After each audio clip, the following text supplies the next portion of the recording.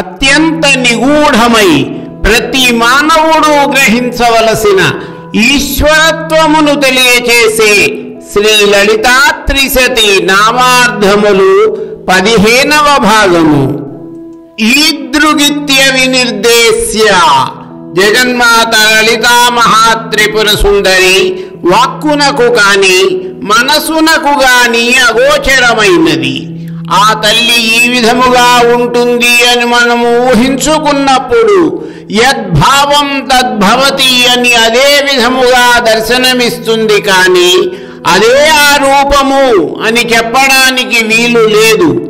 జగన్మాతను వర్ణించడములో వేదములే సఫలీకృతము కాలేకపోయినాయంటే ఇక మనమెంత?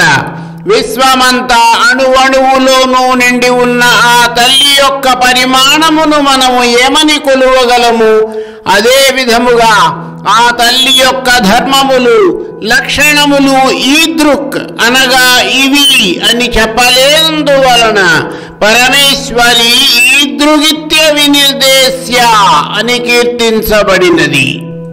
ఈదృక్ ఇది వినిర్దేశ్య అనగా ఈ విధముగా ఉంటుంది అని చెప్పుటకు వీలు కానిది అని అర్థము.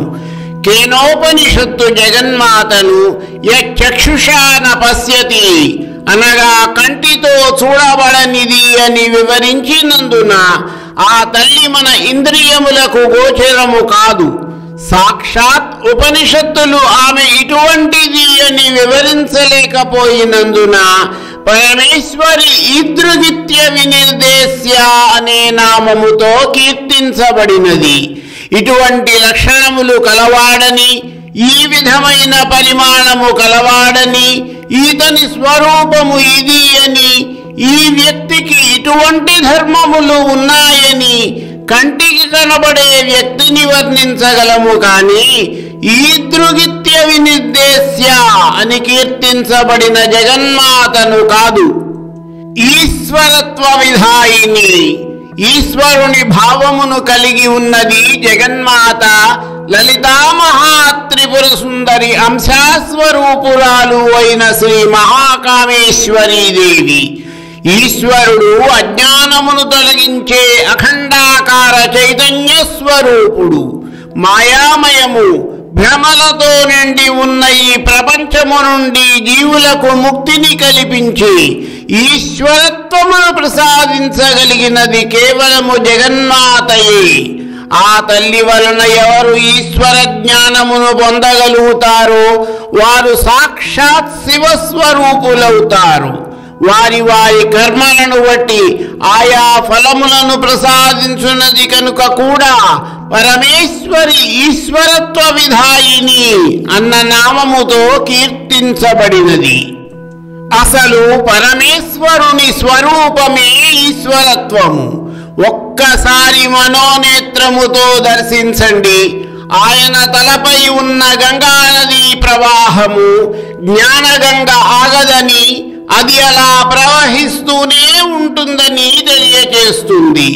ఆయన శిరసుపై ఆభరణముగా స్థితుడై ఉన్న నెలవంక అయిన చంద్రుడు పరమేశ్వరునిపైనే దృష్టిని కేంద్రీకరించమని ఉపదేశిస్తుంటాడు. శివుని ఫాలభాగములో కొలువై ఉన్న 3వ నేత్రము అలంకరణకు కాదు, తన అజ్ఞానమును గుర్తించి దానిని తొలగించమని వేడుకున్నట్లయితే ఆ అజ్ఞానమును కాల్చి బూడిద చేసేదే శివుని 3వ నేత్రము. ఈశ్వరుడు ఆసీనుడై ఉండే పులి చర్మం దేనికి సంకేతము?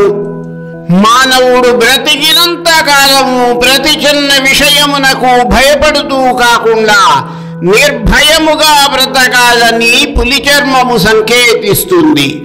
ఆయన ధారణ చేసే రుద్రాక్షమాల పవిత్రతకు స్వచ్ఛతకు ప్రతిరూపమై మానవుడు తన ప్రవర్తనను నడవడికను పవిత్రముగా ఉంచుకోవాలని నిర్దేశిస్తుంది.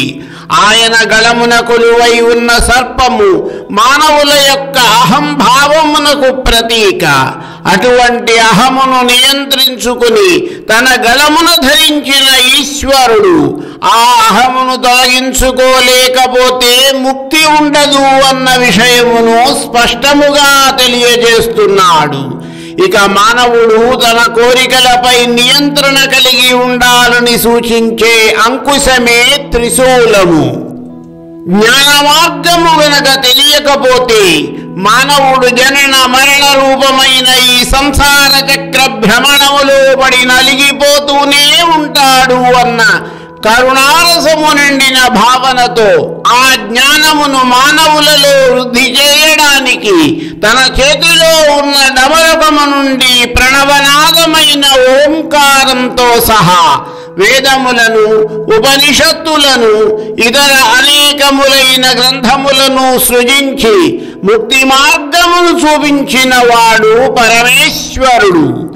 ఇదే ఈశ్వరత్వము. అటువంటి ఈశ్వరత్వమును భక్తులకు ప్రసాదించి వారిని ధన్యులను చేయగలిగినది కనుకనే శ్రీ లలితాత్రిశతీ స్తోత్రము జగన్మాతను ఈశ్వరత్వ విధాయిని అన్న నామముతో కీర్తించింది. ఈశ్వరత్వమును ఇంకా గ్రహించగలిగితే ఆయన చితాభస్మము శరీరము నిండా ధరించి భస్మధారి అయ్యాడు. ఏమిటి దీని అర్థము? లోకంలో చివరికి బూడిద తప్ప ఏదీ మిగలదు. అందువలన అనవసరమైన విషయముల కోసము ప్రాకులాడక జీవిత సత్యమును గ్రహించు అనే సత్యమును భస్మధారణ తెలియచేస్తుంది. ఈశ్వరుడు తన అర్ధ శరీరాన్ని తన పరమేశ్వరికి పంచి ఇచ్చి అర్ధనారీశ్వరుడయ్యాడు.